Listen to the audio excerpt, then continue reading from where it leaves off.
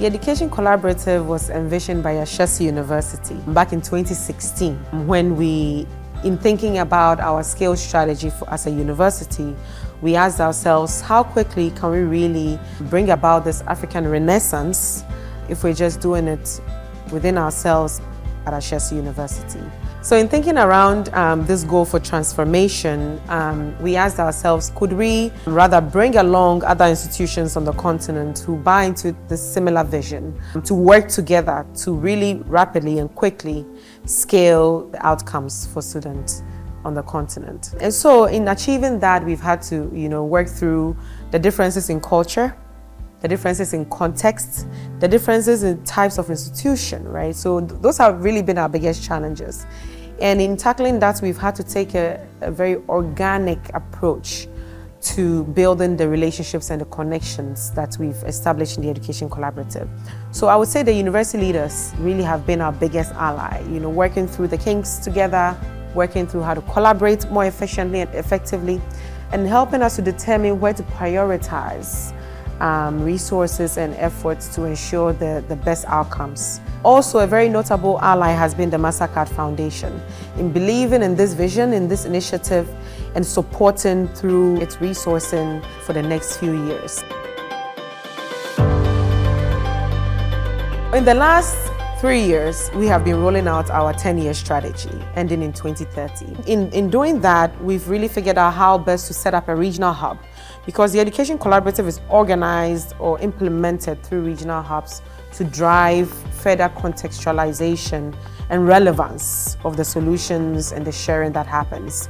And in the last 3 years, one of the biggest successes is setting up these regional hubs. We set up East African Hub with about 10 institutions being the anchors in that region. And then we set up with the West Africa regional hubs with close to 15 higher education institutions really driving priorities in that region. So the future looks like institutions seamlessly working towards one goal for transformative higher education in Africa. And I think that's one of the biggest goals we are working towards in the Education Collaborative, to build a certain culture of trust such that institutions at any point feel like they can rely on each other to learn, to address challenges, and to make progress in giving quality education to the students that come through their systems and structures.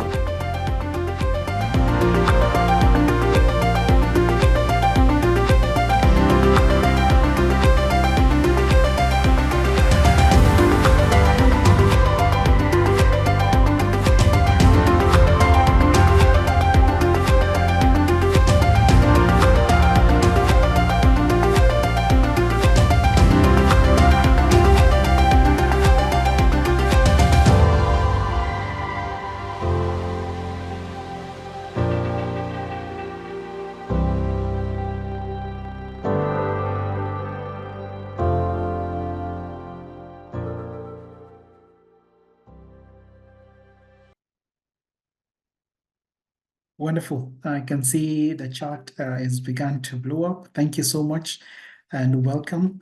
Can see from Burkina Faso, from Rwanda, from Botswana, from Kenya, from South Africa, from Nigeria, again from Nigeria and Kenya, and from Ghana.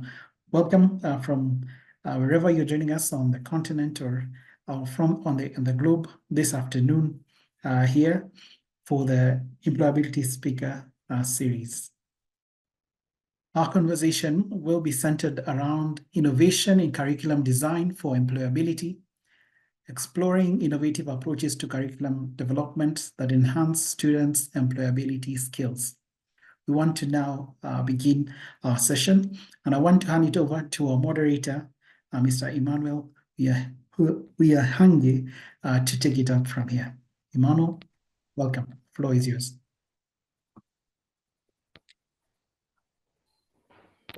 Thank you, Frederick. Thank you, everyone.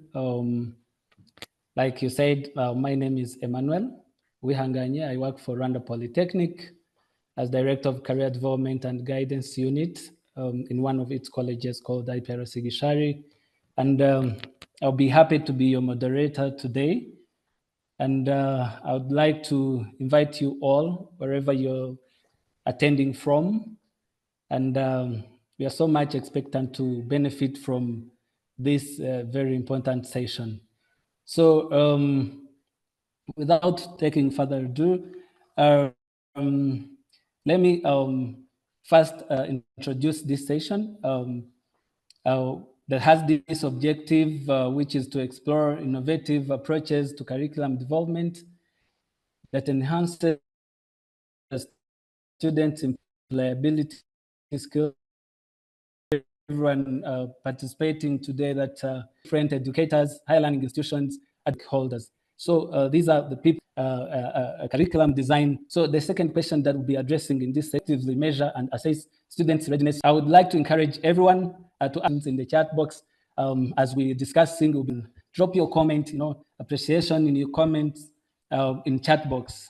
So your engagement was very key to making this session productive and insightful. So allow me now to introduce our speakers. We have two panelists, and I'd like to start with Lauren Milewski. She's from Kepler College. And allow me to introduce her to you. Lauren Milewski is the Senior Director of Learning and Design at Kepler. I mentioned that. And throughout her career in education, Lauren has focused on creating active learning experiences for students that engage them to think critically about the world and their role in it, and on helping teachers create these experiences for students. Since joining Kepler in 2014, Lauren has led design of the foundation program, which supports all Kepler College students to master key competencies in English language, critical thinking, professional competencies, and mathematics. She also led the design of Kepler College's accredited bachelor's degree in project management and business analytics. Before joining Kepler, Lauren planned and taught middle school social studies and literacy in Brooklyn, New York, and worked as a teaching assistant at Open University of Hong Kong. She graduated with honors from University of Michigan with degrees in anthropology and English literature, and earned her master's in education from Hunter College. Please allow me to welcome Lauren. With thumbs up emoji in chat box, let's welcome Lauren. Lauren, you're welcome. Thanks, Emmanuel. I'm very excited to be here and to be having this conversation today. I'm looking forward to hearing all of the comments from everybody who's participating as well. Thank you, Lauren. Our next speaker is Mr. Mike Ndimurukundo, is from Andela Rwanda. He's currently managing director at Andela Rwanda, a business and tech leader with great passion for community growth, with over 17 years of experience in driving organizational growth, while leveraging expertise across tech, edutech, and businesses. He is very passionate about tech, entrepreneurship, edutech, and how he can be and how this can be leveraged to empower Africans. So welcome, Mr. Mike Ndimurukundo. Welcome, sir. Thanks, Emmanuel, for the intro, and thanks everyone for making the time. It's a pleasure. Well, thank you. With our great speakers, allow me to first take you through why this discussion, and allow me to read this short report that I've seen from various studies by institutions such as World Economic Forum, Organization for Economic Cooperation and Development, the World Bank, and others that indicate that the labor market is a constant flux. This has resulted in growing mismatch between the skills that our graduates possess and the skills employers need. There is a rising demand for a workforce equipped with digital literacy and proficiency in relevant technologies, cognitive and behavioral skills that foster problem solving, critical thinking, communication, and collaboration. The ability to adapt and learn continuously to navigate constantly changing landscape. Now, after this, allow me to pose some of the questions to our panelists. And I would like to start with Roland. Having had this, can you provide with an overview of current trends in curriculum adopted to address these evolving that we highlighted skills in higher learning institutions? Mike is yours, Lauren. Sure. Thank you, Emmanuel. I think there are so many different trends right now in employability. I would say, first of all, I think it's just interesting to acknowledge that employability itself in higher education is a trend in itself, right? So higher education, the purpose of it hasn't always been for employment. And I think now, especially, students are really demanding that education and their higher education directly align with their career goals. Particularly as the cost of education rises, students are really looking for their degrees to be applicable. And there are kind of two ways that you're seeing this. One is that students are really looking for offerings like data science or healthcare that have really high employability and direct relevance to their jobs after graduation. They're a lot less interested. I think there's a lot less enrollment in fields like English literature and things like that. So that's one way that you're seeing that show up. Another is that a lot of skills programs are really starting to focus on soft skills. And there's a big recognition right now that employers want, obviously, the technical skills that programs teach, but they also really want people to come into the workforce who are effective communicators, who are really good problem solvers, who are interested in taking feedback and learning on the job. I think we all know that in order to succeed in the workforce today, you have to do a lot of learning on your own. And so employers are really looking for that. And I think increasingly schools are thinking about how they can develop students who have those soft skills and those kind of critical thinking skills. Another trend that I'm noticing is that there's a lot of focus on aligning degrees to professional credentials. So people are really interested, students are interested in going and getting a bachelor's degree, but they really want that degree to lead to a credential a lot of times if they can. So they're looking for accounting programs that will help them to get a CPA once they graduate. Kepler's Bachelor of Arts in Project Management, we've aligned it to the Project Management Professional Certification, so students can get that certification after they graduate. A lot of their coursework is geared towards those certifications, and a lot of that is because that's what employers are looking for, and it really helps students to stand out, and new graduates, especially without a lot of experience, stand out a lot more when they have credentials like that. So I think you're seeing a lot of higher education institutions start to work some of those credentials and that curriculum into their own programs. The next one I would say is there's a lot of focus on flexibility in higher education right now. So people are looking for shorter courses. They really want a course that will help them just learn a specific skill set. They may not want a full second degree, but they know that they need to go back and learn a few more things in school. And so that could be for people who have already graduated and are interested in coming back to school to learn. It could be for people who can't afford a full degree right at the moment and they want to just take a couple of shorter term courses and get a smaller credential. And it's also looking at people who longer term will continue to come back to school. And then similar in the same vein, I think a lot of this is online, right? We've seen a huge burst in online learning since the pandemic. And I think part of the reason that's so appealing to people is because they can also work while they're getting their degrees. And so people are actually looking to get that workplace experience a little earlier. I think in the past, it was much more common for people to maybe have a part-time job when they're working. Now you're seeing students, at least we are seeing students really want to start their careers a little bit earlier. And they're able to do that through online learning.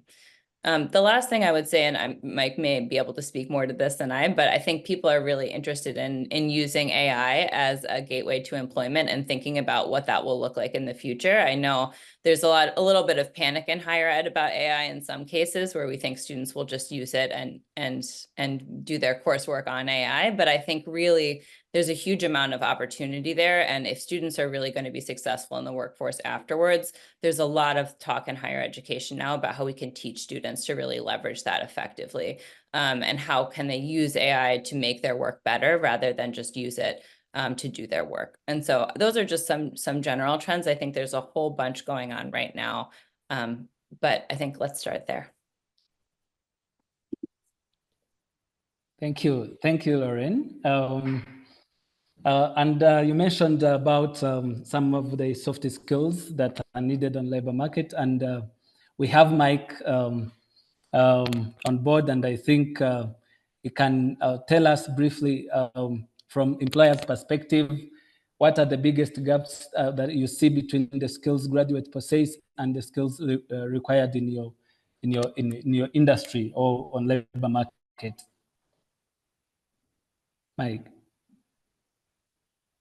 Yes, thanks, Emmanuel. And I think Lauren touched on it really well. I mean, the cat is out of the bag, so we really have to start with AI. The demand for AI over the last 2 years has really skyrocketed.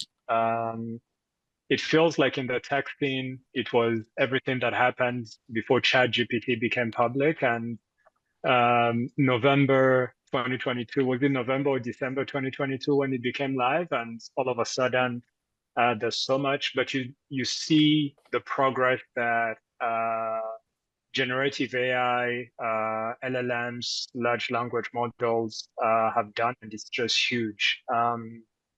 So that is something that is certainly in high demand. That is certainly a trend that we're seeing with a lot of our clients, with a lot of employers. They want people who have that skill set. But I think it also comes back to a lot of things, the fundamentals. Do people have the fundamentals that I need? And that's where the professional skills that Lauren talked about are really critical. At the end of the day, it doesn't matter how technical someone is. An employer still wants engineers that work really well and communicate really well. You want someone who will be able to clearly say, "Hey, this is the blocker that I have." Someone who will be able to ask the questions, the right questions, be able to understand the requirements, be able to talk through the solution that they've proposed. So really, how we look at it is the technical skills which are needed, but also the professional skills. So the professional skills are, and that cuts across, because if someone only has technical skills but they don't have any professional skills, it's going to be a bit of a challenge. But I guess, Emmanuel, when you ask about that, you also want to understand the technical skills specifically. So I would say AI for sure, generative AI, LLM skills, but also some of the other traditional technology skills. You know, they're looking for people with backends, developer skills, web development.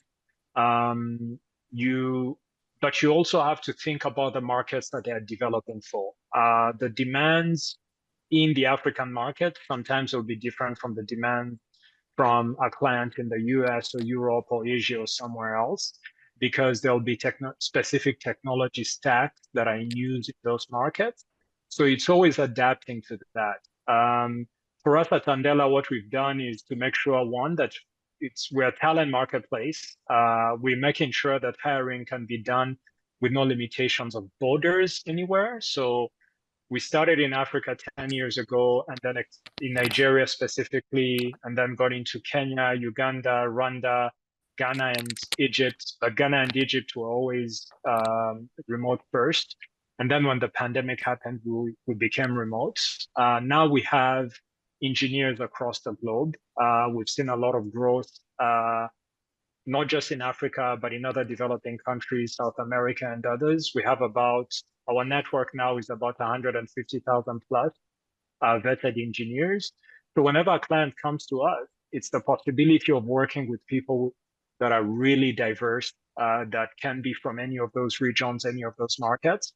And we customize it as needed for the client. So it's really figuring out what kind of product are they trying to build, what is the local context, what kind of time zone and region they're in, so that we can match them with the best people.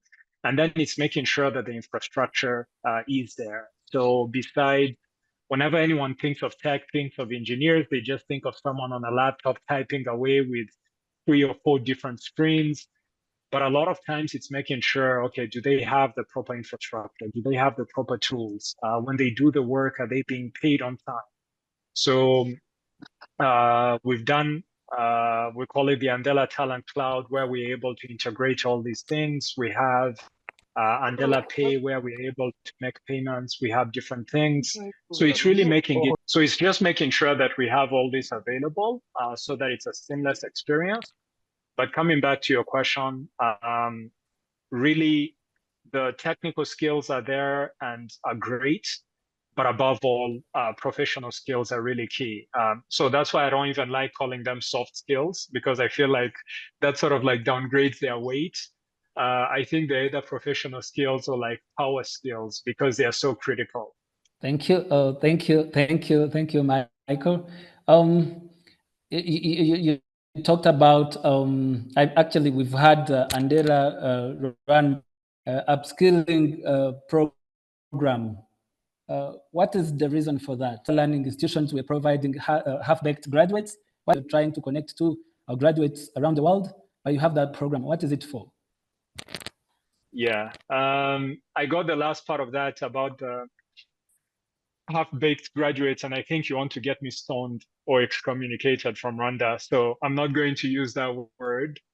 But yeah, it's the reason why, and for everyone else on the call, what he's referring to is what is a program that we run at Andela called the Andela Technical Leadership Program.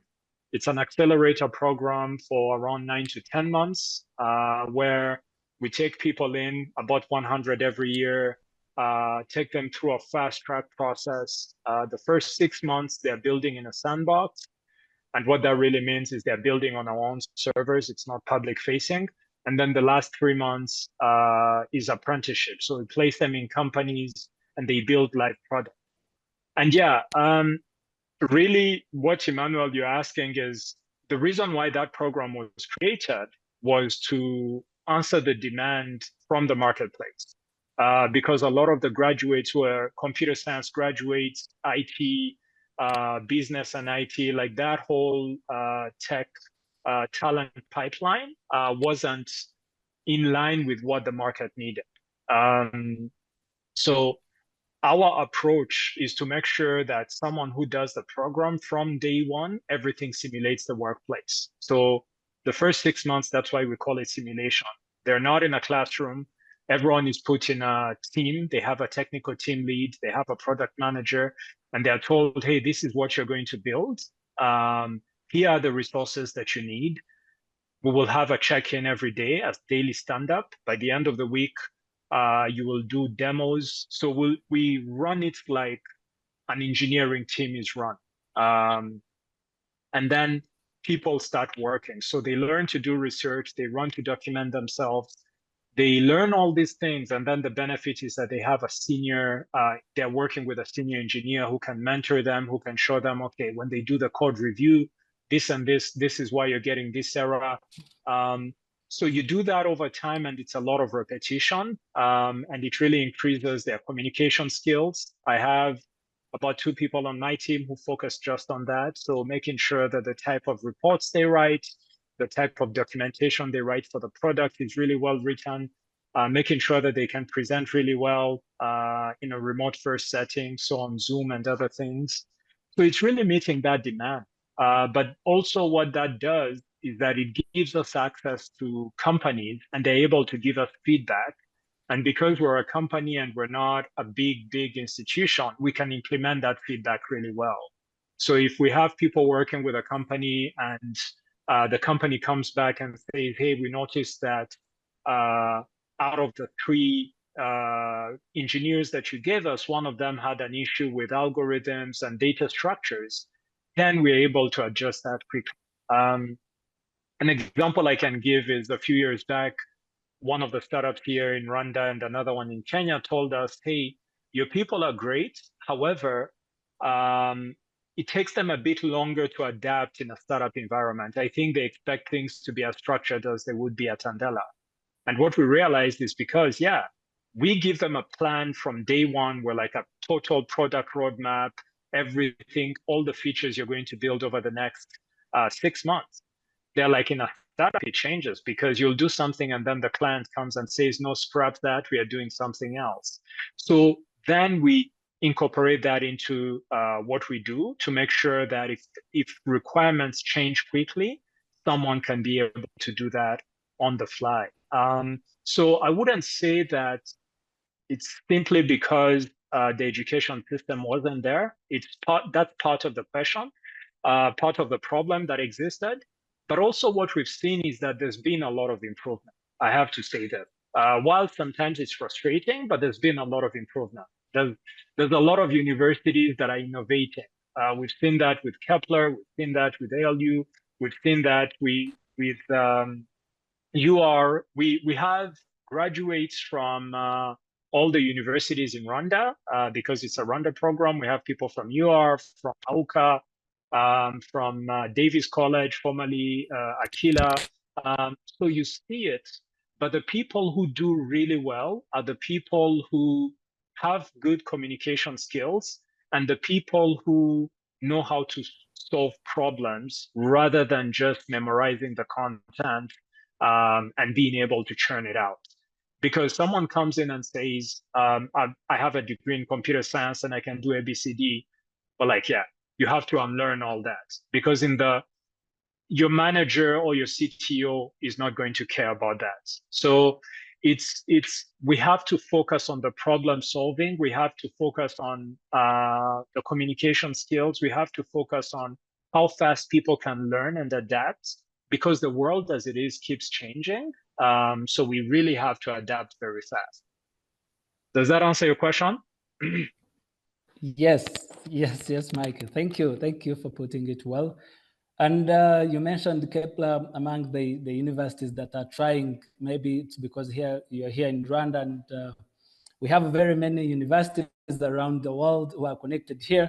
But allow me to take this to Lauren.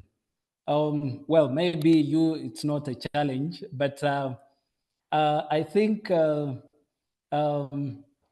many universities are facing this challenge of having curriculums that are not responding to the needs of labor market.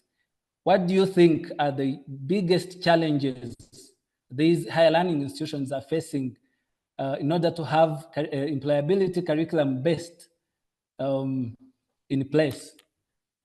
Sure. Yeah, it's a great question. And I think Mike talked a little bit about it when he said Andela is small in their company, right? So they can pivot very quickly. Whereas to pivot a huge higher education institution that has a developed curriculum that's accredited with lots of faculty is a little bit harder to do. But I think that there's lots of opportunities to work within the challenges. I think the biggest challenge is just that it is very time and skill intensive to plan employer responsive curriculum. So it requires really faculty and teachers to take time and really talk to employers, understand what employers want, convince them to share experiences, right? Sometimes employers are busy. They're looking to run their businesses, not necessarily to help you understand a case study. And so while a lot of them would like to take that time, sometimes you do have to take some time to convince people and find people who are excited and willing to work with you as a higher education institution. And then it takes a lot of skill, right? Faculty in traditional PhD programs are not often taught pedagogy. So a lot of faculty don't actually receive a lot of instruction on how to teach or on how to create experiences that are really active and relevant to employers. And so they don't necessarily always have that knowledge. And they're also very busy, right? Faculty have lots of competing priorities. They're teaching, they're doing research, they're serving on committees, they're often mentoring students, sometimes mentoring graduate students. And so sometimes it's hard to find that time. I think there's a bunch of ways to mitigate around those challenges. First of all, I think that we have found that faculty are really excited and interested to help make their curriculum relevant. And so making sure you give them, there are ways to give professional development for faculty to really help them to get new skills, to help host networking events or provide support for faculty to go to networking events and meet employers and talk to them about what they're noticing in the workforce. If you can give dedicated time for faculty to plan like a day a week or a couple hours, a half a day to really sit down and work with their teams. I know a lot of our faculty work on teams to plan courses. It's easier to plan something when you have a variety of people that you're working with in a team to do it as opposed to just one. Those are all things that can be helpful. I think and then also thinking about small changes you can make first, right? Can I do one case study in this class that's really based on a conversation I had with an employer? Can I have one guest speaker come in from the industry that my students will be going into and talk a little bit about what they're looking for. So I think small changes can kind of help mitigate this big challenge of feeling like it's very time intensive to plan.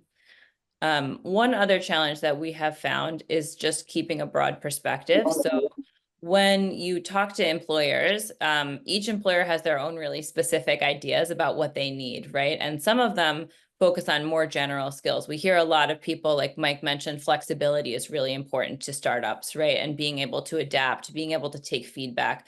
These are really broad skills a lot of people mention, but we've also had employers say things like, we really need our employees to use SPSS because we need them to use it to analyze our data. And it's really tempting to jump on specific things like that, because that's one problem. Okay, we can put this in the curriculum and we'll solve it. But the truth is most employers aren't using SPSS, right? And so if you design your whole curriculum around the needs of one or two employers who are very vocal sometimes, you could lose out on the bigger trends that employers want and those really important. I agree with Mike that we shouldn't call them soft skills, but unfortunately we fought that battle for a long time. People just keep calling them that. So we try to refer to them as soft skills or professional skills, but I think that's something that's hard, right? And especially when you're just starting out to incorporate employer feedback, and you're only talking to maybe 1, 2, 3 employers, it's really easy to take everything they say and turnkey it right away. You're really excited to do that. And I think sometimes you have to step back and really think about the bigger trends and what's going to be the most applicable, because you're never going to make every single employer exactly happy with every graduate you produce. So the goal is to really think about what are those key skills and how do you put those into your lessons.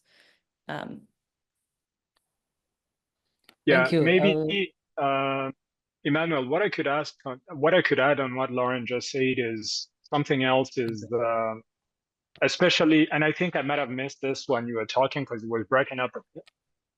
On the higher learning side, I think one challenge is how fast you can adapt, how fast higher learning institutions can adapt. So the AI case that we talked about, just thinking in the last few the amount of progress that has happened between the different levels. When it started, I think when ChatGPT became live, I think it was at version 3 or 3.4, 3.5. I can't remember well. If you look at the progress that has happened to now, where it's at 4, it's just immense. And it feels like the world has changed. Now, meanwhile, we do have some universities that are still teaching programming languages that you wouldn't find on any product on the market. So that person finishes, they've been learning it for 4 years, and then those skills will not translate. So I think part of the feedback for universities is as hard as it is, and I agree with Lauren, you get feedback from companies, and of the 5 companies that you've talked to, everyone has their own requests. But I would say figure out the skills that cut across. Figure out the things that cut across. Figure out the things. So for example, soft skills, professional skills, that is needed across the board. That transfers really well no matter the sector you're in. The reason why I said problem solving is that it's a key component of programming, and it doesn't matter which language you're doing. For example, with our program, what we've seen is that it's a JavaScript-based program, but if someone does it really well, they can learn another programming language within 20 days and be able to pick it up and move very fast. So it's figuring out a way to move fast. It's figuring out a way, a mechanism for the professors, for the university institutions to collect feedback and distill that feedback. And then what you'll realize is that people within industry want to collaborate. I would love to work with universities and be able to even, I know curriculum development is extremely hard and the processes and the hoops you have to jump through, but I would love if there's a university in Rwanda or somewhere else that is happy to work with us so that we give them feedback. I would love that, because what that does is it ensures that 4 years down the line, I have people who are ready and can plug into my program and can plug into the workplace. Because even our accelerator program, in an ideal world, that shouldn't exist. In an ideal world, we should just be doing onboarding and then someone starts doing the work. So industry will want to collaborate. Universities have to figure out a way to innovate and be creative around it. So there are things you can work with, the industrial attachments, the internships, figure out ways you can collaborate with industry so that the input can be there. Yeah, I would stop there. I think that's great, Mike. And one thing I would just add is that I think thinking about this too, since it's something all universities have to deal with, I think this is kind of the reason for organizations like the Education Collaborative who really can share across, right? Because it's sharing across employers, but if I've talked to 20 employers and another school has talked to 30 and we share together, then we have so much more data. So I think that's a big piece of it, is really learning to talk to other universities and think about what are we all hearing from the industry and like how can we turnkey that in our programs. Yeah, and also figuring out what is a way to filter it. So one of the things we've done, because we would also get requests from companies, they've worked with our engineers, and then someone comes and says, "Do you want to can you do a program for data science? I want a data scientist or machine learning or all these other, DevOps engineers." And what I normally tell them is, okay, can you get me 30 jobs? Do you have 30 jobs for that? Because if we're going to run a cohort, I need to do a cohort of at least 30 people, because otherwise it doesn't justify me hiring a senior engineer who's going to work with these people. And a few technical team leads. The moment you ask that question, you realize that it's the keyword, it's the buzzword that everyone wants to be involved in, but it's not necessarily that they have those jobs, or they can even guarantee that they have 3 or 4 roles of that. So what you're saying about collaborating with other universities, I think that would be great. Figuring out like, how do we filter it? How do we filter these requests? What are the right ways to approach industry and bring it in? Yeah, that would be great. Thank you. Thank you. Discussions are hot here, and I think we'll not take this alone. And I think I would like to ask Frederick to check into the chat box and see if there are some questions, comments. You can put it there, and we're about to give the floor to the audience. But before we go there, let me bring up this. I liked this discussion that industry and higher learning institutions are not playing blame game. This time it's like we have common ground where we can agree on things. And Kepler is known for its success in having employability-based curriculum that makes it having 90% of their graduates employed after 6 months after graduation. So, Lauren, what have you done? What can you share to other fellow higher learning institutions, at least to get where you are, for those who are struggling to make it there? Sure. And, we're always trying to improve also. So I would say, I think we're doing really well, but there's always things that we're working to get better at too. One thing I mentioned earlier is really having opportunities for your faculty to learn. So to think about how you can give PD sessions, and that's something that we do very frequently, is we do a lot of professional development for faculty focused on how you design a curriculum that really keeps employers in mind.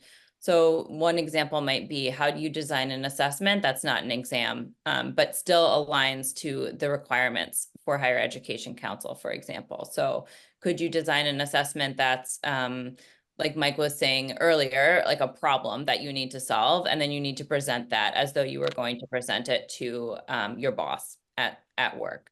Can you design an assessment that is focused on how you write an email that is a challenging email to write, and really to get everybody on your team on board? So things like that, helping faculty to do that. Also, another example would be to how to create a lesson activity that helps students to practice. So we might give a professional session on how to create a role play among students, so that students are in class and they're doing a role play. They're not just sitting at their computers and looking at it. But all that takes time. And so giving your faculty some time and some structures to play with and to work on that, I think is really important, and dedicating time to that.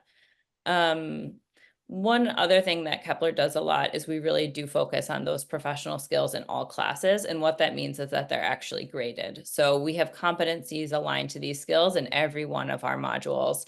That might be you are graded on if you met your deadlines for the course, right? Just like you would be at work. It might be that you're graded on how you applied feedback from a teacher. So if a teacher gave you feedback, did you jump to apply it? Did you ask questions about the feedback? Did you reach out and ask for support on that feedback? Did you work well on your team? So you might be graded by your team members on how collaborative you were as a team member and how helpful you were to the team. And so I think it's one thing to talk about those skills and to teach them, but it's another thing that students know that they'll be graded on them, and they'll be graded on them throughout the program. So it's not like you can do it once and then you never have to work on a team again. You're graded on it all the time over your 3 years. And hopefully that helps you to get better at it, right? It's not easy to take feedback. And so students really need a lot of practice to do these skills. And as a result of that, we also have rubrics that the teachers kind of write and agree on for what that actually looks like in the classroom. So every teacher has a similar vision for what they're looking for in those skills. So that's kind of the more general day-to-day planning. I think more in big picture, we also have 2 industrial attachments. So in Rwanda, it's really highly encouraged that all bachelor's programs have industrial attachments. So both of our bachelor's degree programs have 2, one in the 2nd year and one in the 3rd year. That's a little longer, where students will go to an employer, spend time working. We're actually just launching our first one shortly for our Bachelor of Arts in Project Management. And so those are important. They're assessed by our faculty, and then they'll also be assessed by the employer themselves, and the students will do a self-assessment. So they have a lot of different ways of getting feedback on that experience. And students in we also have a partnership program with Southern New Hampshire University. Students in that program are actually excused from certain classes if they get a job, because we think that the on-the-job learning experience can actually be just as important as any experience in the classroom. And they have a structure through which they kind of go over that experience with a teacher at Kepler. We also just use a ton of guest speakers. I think our faculty have gotten really, really good at this over the years, and especially now that we have alumni, some of who have been in the workforce for almost 8 to 10 years, even more. We now have some guest speakers who are actually alumni, but also just speakers who've worked with us for a long time, are excited about talking to students. And I think it helps students both for networking, but also just to hear from employers directly. Like, you can hear your teacher tell you 10 times it's important to be adaptable and it's important to be humble, but it feels different when you have a CEO tell you that, right? And I think it really gets across the importance, and also they can model it for them to show that, like, I can come to class and I can learn and I can take feedback and I can tell a story about a time that I didn't do a good job and then I improved. And I think that is really meaningful for students. Lauren really said it well, and I like her last point about the guest speakers. So as much as in the industry we'll talk about our frustrations with higher learning institutions sometimes, like, we know that it's complex and there are processes in place and guardrails, really. But there are low-hanging fruits, and those low-hanging fruits are exactly what, that's what I had in my notes. It's things like guest speakers, community events. Like, what can you do to make sure that the students get a sense of what is needed in the marketplace, and you actually challenge them enough that they start doing their own research and they align what they're doing to that. And I think that will be the institutions, but it will also be the quality of the teachers. You can always tell the difference between, and that's why the best institutions, will have teachers who are highly motivated and doing these types of things. Like I said, in the industry, people love to come and give back. Whenever Karoli has picked up the phone and asked me to come speak to students or send students my way, I'll stop whatever I'm doing, or I'll make sure someone on my team does, or connect him to whoever, because everybody understands that, hey, if we do a good job with these people, this could be my engineers, this could be my ops people, this could be my salesperson, the marketing people. So I think the first thing is really industry talk, visits, but really making sure that we who are in the industry can come and meet students where they are. And don't wait for it to be in the last year. Don't do it in the last year. Do it in their first and second years, when they still have 2 years, when they can self-correct. I think that's the biggest mistake. So I really love to hear that Kepler is doing 2 industry attachments, because when you just do one, if someone has not learned the hard way, sometimes it's extremely hard for them to self-correct. But if they get in the marketplace and get challenged when they're in their first or second year, then they go back and they do their homework, and that will really translate. So in that sense, I feel like we've collaborated really well with universities. That happens, and it's not just Kepler. We've done a lot of sessions with ALU, with University of Rwanda, with AUCA, with others, Rwanda Coding Academy. That engagement is there. Where we haven't seen progress as much as we would love to see is on the curriculum improvement, but we do understand that that takes much longer. Some institutions have been creative around it, where they'll say, okay, you know what? This will not be in our set curriculum. However, you can work with our teams, and we can have coding clubs. We can have other activities. So I think those are the kind of things that universities need to think about. Where you're like, okay, can we do additional activities to figure out if there's enough of a pool of people, students who are interested, so that we bring speakers who will get them interested, will show them what it looks like in the marketplace. You know, we always have a challenge with getting women in tech.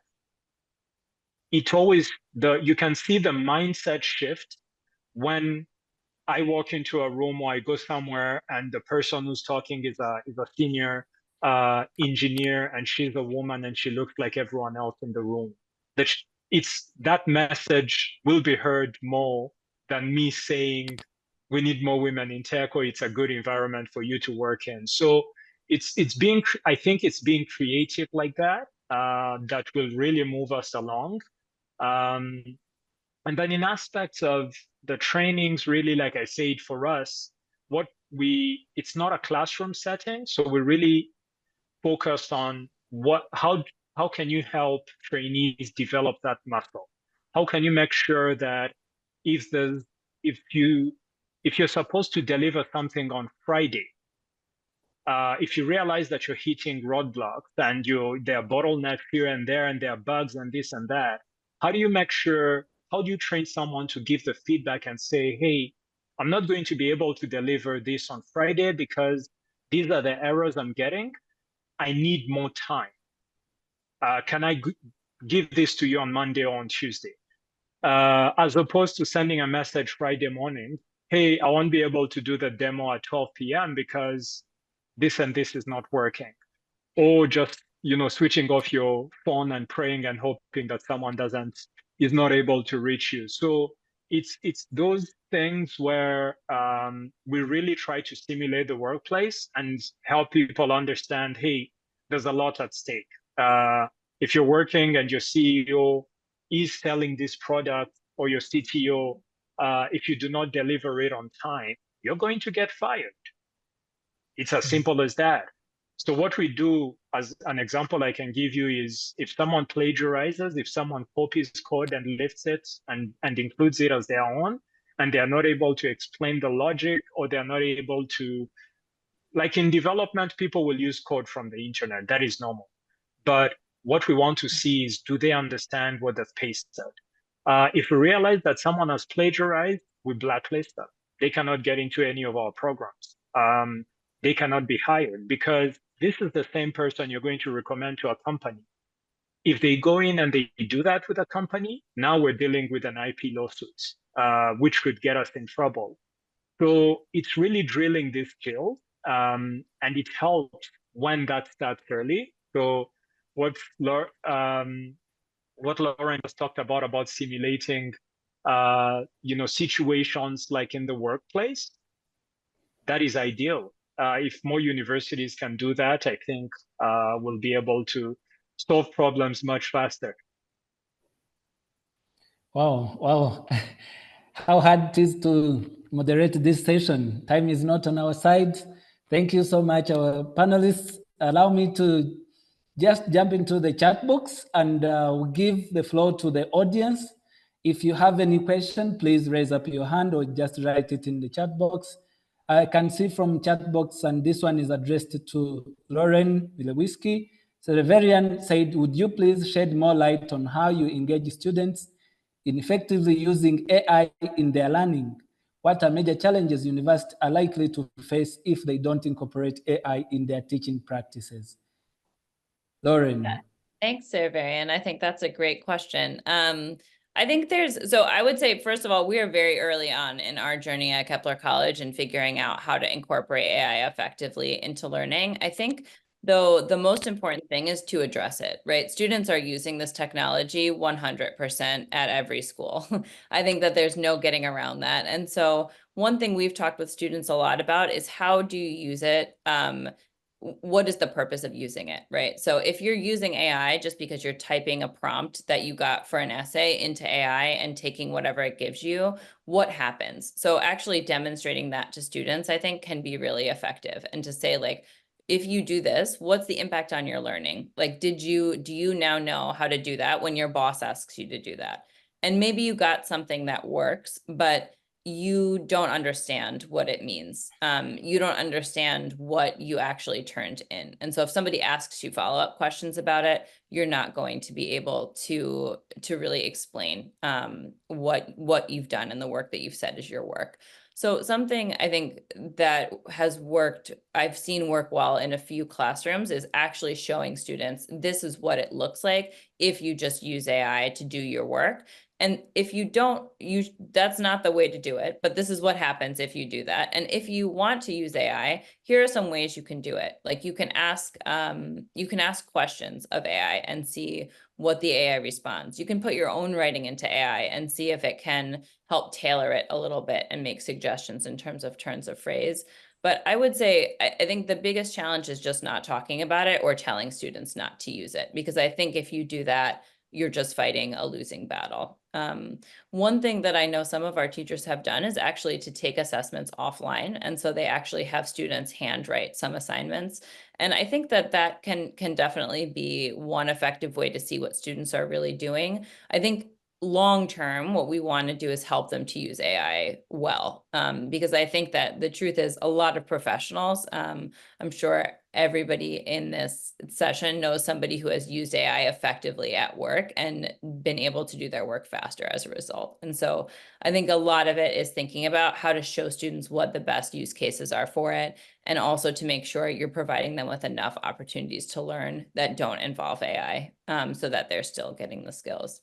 I don't think that's a perfect answer to the question. And like I said, we're very early on. I'd actually love if anybody has suggestions for how they've used AI well in classrooms, or how they've really been talking to students about it. I would love to know.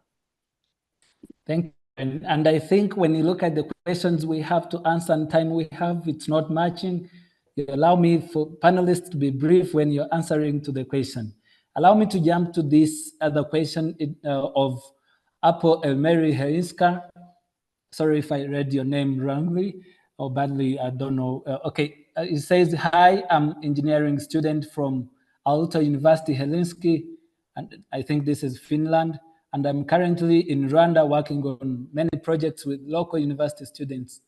I see a huge difference in how practical the students are. Could you provide thoughts about programs where students work in international teams during individual courses? I'd love to join one as a student, and it feels like exchange programs are often the only way to do it now. So I think any of our participants can respond to this briefly. Do you want to go, Lauren? Or Sure. So we've done some work in the past with students internationally working with our students to collaborate, but not nearly as much as we'd like. And I think especially now with Zoom and other technologies, it makes it a lot easier to collaborate than in the past. So I think it's a great idea. I think in the past, logistics have been challenging, and also sometimes accreditation can be challenging. So like if you want students to get credit for the course, that's a little bit tricky, but I think that there's definitely a lot more opportunities for that. And I agree with you that that's an area of focus. If you're interested in talking through that more, feel free to reach out. I'll make sure I drop my email in the chat, but would love to talk more about that. Thank you. Thank you. This is a great initiative, and maybe from our chat box, you're going to get the contacts for our speakers so that you can continue discussions after here. Frederick, do you have someone on, or continue with the chat box questions? Okay. Yeah, we actually have a hand up. Susan Muley, I believe, has a question, but we also have, I think, 2 more questions in the chat as well.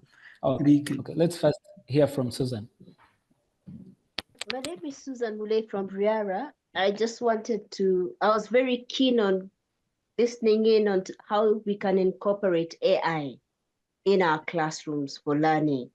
And that is something that I'm still experimenting on, and I will seek more information on that. But currently, for one of my courses, what I'm doing is we had a session where, as Lorraine said, criticizing just the blanket use of AI, especially when it comes to copy pasting. What are the disadvantages? And then now we have assignments where whatever concept we pick for a week, then the students need to look for an analogy using AI that fits that concept. We then come to discuss that analogy. Why did we pick that particular analogy from AI as opposed to another? Is it relevant to the concept that we're discussing? And now from there, the students now try and see how can we apply, now that we have a better understanding of the concept through the analogy generated by AI, can we now apply? So I'm still toying around. Lorraine had asked if anyone had had any experience. So I'm just sharing my experiences and still toying around with the idea. Thank you. Thank you, Susan. And I think this can go with what I see in the chat box from, it is from, sorry, it is junky. Okay. It is from Bubakar, Bubakar Dieng. He's saying, what is your appreciation of the use of AI in general? I think it can go with that. Okay, Lauren. Oh, I would love to pass this to Mike, because I'd be curious to hear actually a little more, if that's okay, Mike, about how, I'm curious a little bit more about how industry sees this, right? So I know like a little bit about how we see it in higher ed, but I'd love to kind of hear a little bit more about what you've seen in the workplace. Yeah. So starting off with, I think the question for Apo, the one thing I would add on is don't just wait for transfer programs. What the internet does, and the internet has really shrunk the world and made it smaller and made it more connected. So depending with the type of engineering you're doing, see what you can put out there. There's this whole concept of learning in public, where everything that you're learning, you're posting it on LinkedIn. Whatever job you want in 2, 3, 4 years, depending with where you are in your education, you actually start building that profile now because you have a global audience. And what that does is that when you finish your education, your profile is not the same as someone else who's just coming to the marketplace that day. What that does is a recruiter is looking at your profile and they can see your progress over the last 2 years or the last 3 years. So I would say, figure out the companies you want to work with, figure out the projects you want to work with. I'm assuming here that it's engineering. If it's engineering, there's a lot of open source projects. Software engineering, there's a lot of open source projects that you can jump on, that you can work with global teams. If it's another type of engineering, there's also still interesting R&D projects that you can look at, but also leverage the network. If you find that there's someone Lauren is connected to, or I'm connected to, or somebody else, happy to make an introduction. But really be proactive is what I would say, because that will go a long way. Now, going back to the question that, what Lauren just said, really our approach is not that vastly different from your approach, where you're helping people understand. So first thing for us is to make sure that our engineers level up. So lots of upskilling taking place. So we've done a lot of partnerships with existing leaders in this space. We have a partnership with NVIDIA. We have a partnership with AWS, with Azure, with all these companies, where and I think at the moment there's even one ongoing with NVIDIA, and it's open and the engineers are registering for that. And what we're doing is making sure that people level up.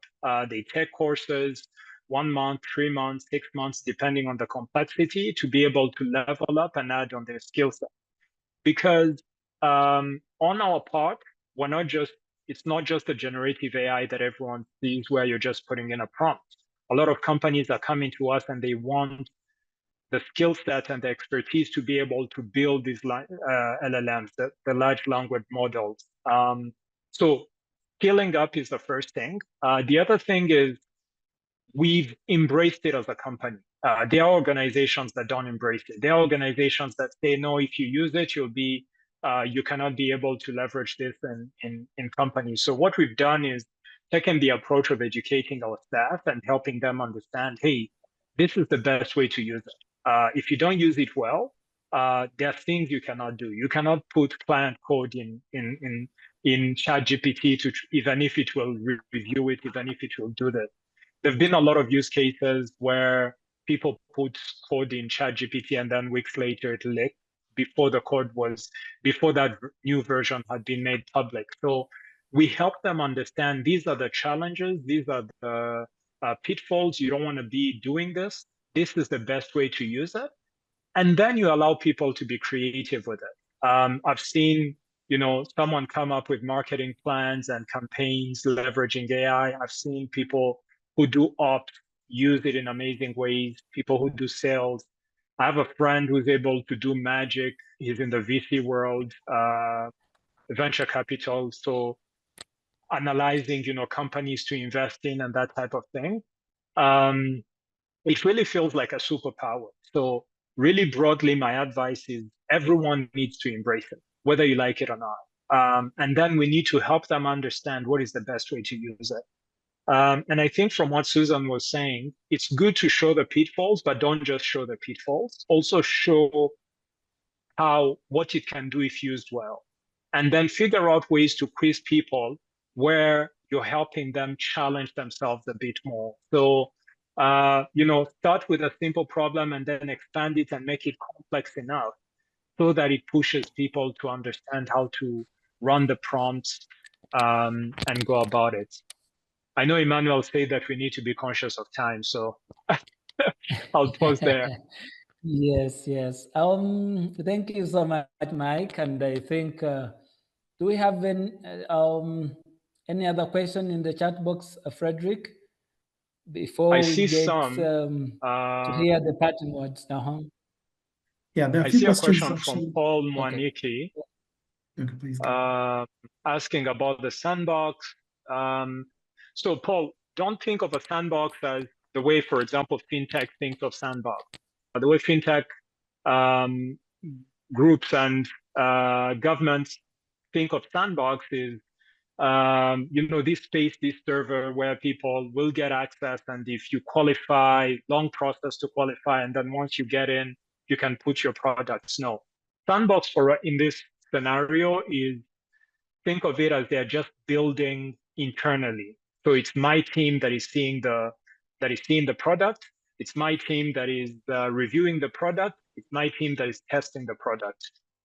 So within those first 6 months, when they're doing simulations, they do about 3 projects. And we are my team, and which is, senior software engineers, technical team leads, they're the ones who are reviewing everything. Now, the difference when they do the apprenticeship is that now they're working with a company. And the company has a live product that has live users. So if you break something, you're going to feel the heat and the pressure, because there'll be people calling and saying, hey, your mobile app is not available. I'm not able to do payments. I'm not able to do ABCD. So really our focus in the first 6 months is, yes, build very fast, but you're doing it in a controlled environment where it's our team that is giving feedback. And the last 3 months, they're working directly. Yes. And then just trying to, there was a question from Perpetua about what is your attitude in dealing or collaborating with universities? We are facing some challenges in terms of receptiveness from industry side. It's a mixed bag, if I'm being honest. You will see universities that are very receptive, that are very open to collaborating, but you'll also see some that are not. When we had just started in Rwanda, the universities that were only able to move very fast with were private universities, because you would feel like, I mean, this is not because he's on the poll. Karoli at Kepler University was the first university that my team went to, and we had a community event. Meanwhile, they weren't the first ones we had approached. Now, fast forward 5 years, there's been a lot of progress even with the public universities. And that came through the community events, the collaborations with student groups. Sometimes when the university itself hasn't been very receptive, you know, we are in the tech sector, we try to be innovative, we'll work with students directly. So it will become now the students that are turning up the pressure, where they'll have their own tech communities, the developer groups, the developer, what are they called? Developer groups. And then we'll work with them. And then once you work with them, they invite the professor, and then the professor sees it and they see that it's interesting. And then there's more collaboration there. So I've put my email in there. Feel free to ping me directly. And I'm happy to brainstorm and figure out ways that I can help. I haven't seen another one directed to me, but I think there's a few for Lauren. Yeah, I see one about from Aiden about assessment and mode of assessments and how they contribute to developing curriculum. I think like Mike was just saying that, you know, if they're focused on developing a product because that's what you need to do in the workforce, then every skill that students are learning has to do with being able to do that assessment, right? To make that product. And it's the same with any curriculum design that you do. If your assessment is a test, then your students are going to try to get really good at taking a test. And that's not particularly useful when you get into the workforce. So if your assessment is a PowerPoint presentation of a problem that you're trying to solve and the research you did around that problem and the solutions you have that contribute to that problem, that's something that's so much more applicable. And actually, you could even we have students that can sometimes send products that they've created at Kepler to employers as a work sample, right? This is the type of work that I can do. This is the type of thing that I can build. And so I think the more that you focus your assessments on being able to be practical and use a variety of skills, so not just one or two skills, but really be able to use those professional skills as well as your hard skills or whatever content you're learning in the class, I think that will help you to kind of think about what activities in your curriculum are most important to that. Similarly, if you have that type of project assessment and you're only lecturing, your students are probably not going to do very well on that assessment. So it really drives you. Setting an assessment that is really relevant and really looks like the workplace is also going to drive you as a teacher to really think about what you're doing day to day in your class and how you're helping your students to get there. It's a hard thing to do, but we do try to write assessments first. I think that is usually a really helpful guide to thinking about how you really get students to do work that's employment ready. And then Monique, I think we talked a lot about AI. I think that we probably have said about, I think we've hit on some good points. So I'm going to leave that question for now, but if you have anything else in particular, let me know. I would say the big thing the highlight that I've heard from everybody is just that you have to teach students to use new technology and to be critical of it and be thoughtful about how they use it. And I think that's AI today. It could be something totally different in 10 years. But if the students have that skill of thinking about what is the technology doing, how can I use it, what is not effective about it, I think that's the important skill, really. Thank you, Yeah. Lauren. Emmanuel, maybe one small thing I can add on that is, Okay. I mean, the Go ahead. danger is there. I don't want to downplay it. But we have to understand that the people who have the fundamental skills are the ones who are also going to take full advantage of AI. So, for example, ChatGPT, again, if you do not have a good command of English, you're not going to be able to ask the right questions, right? And I'm saying English, but of course, if you're French speaking or another language that is on there, it's also good command of that. How well you ask your questions. So what we've talked about, the professional skills, the critical thinking, all those things still come into play. If we drill down on those and then open them up to the possibilities of AI, then people will be ready. But yeah, to every professor, to every teacher, you have to be creative how you introduce this. If your institution is very rigorous around how the curriculum development happens, maybe it's additional activities where these things happen. Maybe it's in the clubs, but assuming that people are not using it, that no longer works because the cat is out of the bag. Emmanuel, back to you. Okay. Thank you, Mike. And as we approach the end of our session, I would like to invite our speakers again to share their parting words. Any final thoughts or key takeaways? But before we go into that, because of time, allow me to ask participants if you have any idea you got from this session and you think you're going to apply it in your institution, please feel free to share it in our chat box, or maybe you can raise up your hand before our panelists go ahead with their parting words. You tell us only one thing at least. Do we have anyone that at least we can? Do we want to let people to kind of take some time to write while we're making final remarks? Okay. You can go ahead with your final remarks and wait for their feedback. I'm just saying, I know when I'm a participant and I'm waiting, it like takes me some time to type and think about it. So maybe we can loop back at the very end. And I love that Susan's already put one in there. That's great. Perpetua, I saw your question about assessment. I think there's a lot to talk about in terms of how to change mindsets around assessment. I'd be happy to talk about it more with you if you're interested. My email address is up there. You can reach out on LinkedIn. I think that my big thing is to start small. I think if you are a faculty member or if you are a manager at an academic institution, or if you're an employer and you're looking to get more involved in higher education, go to one networking event and talk to one person and get some ideas on what they're looking for from employers.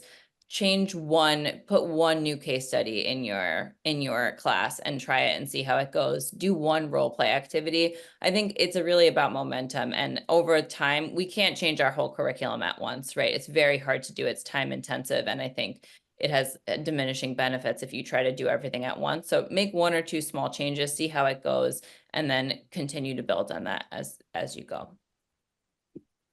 Thank you. Thank you, Lauren. Mike?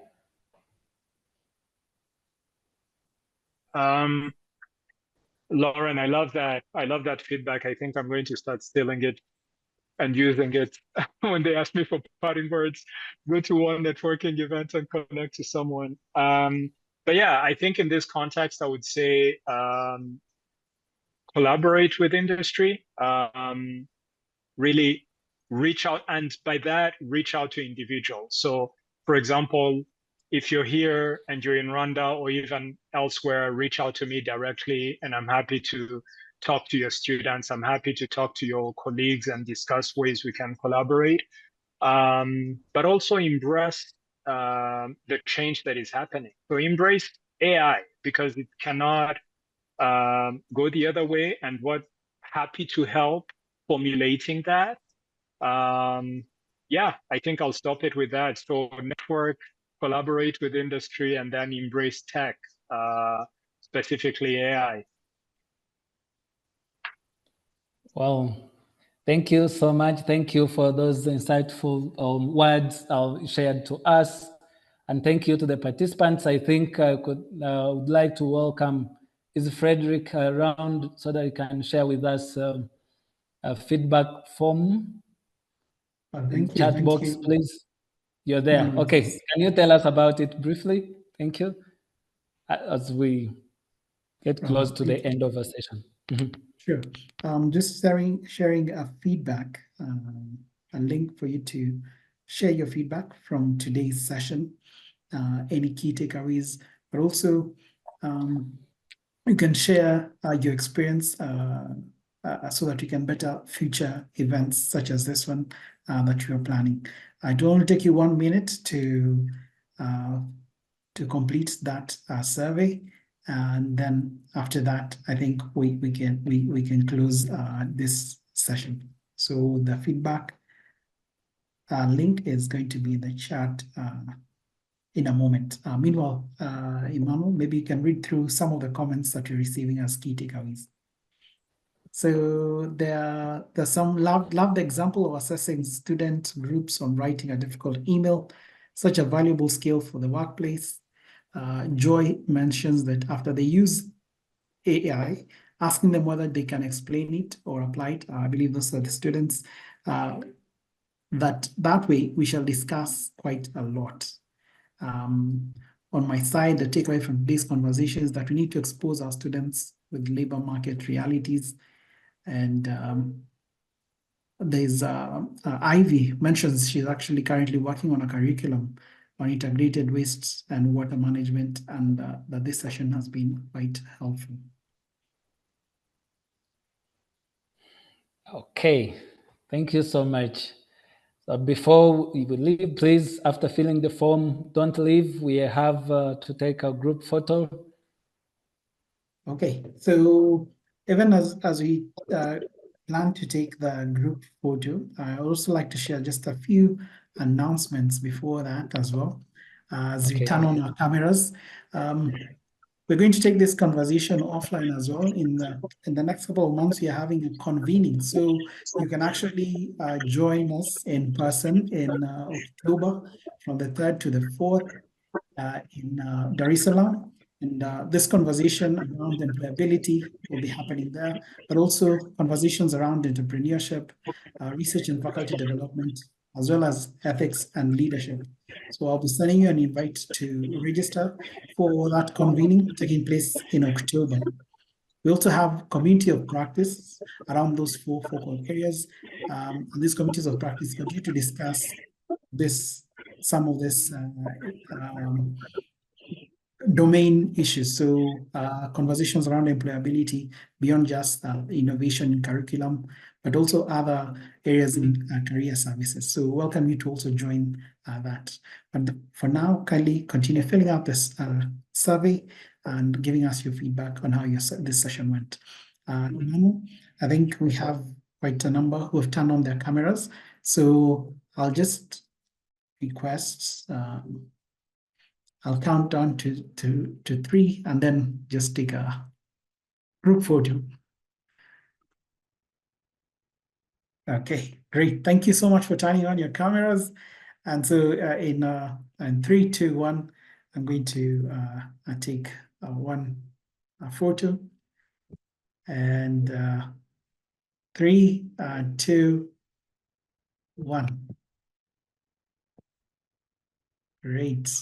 Sorry. I was saying thank you, Lauren. Thank you, Mike, for taking your time for being with us.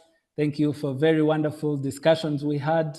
From comments we see, it was very nice to have you here.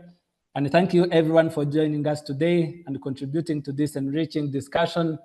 We appreciate your time and insights, and we wish you a very wonderful day. Bye-bye. I think over to you, Fred, as we leave. Say goodbye to everyone. Thank you very much, and goodbye. Yeah, bye.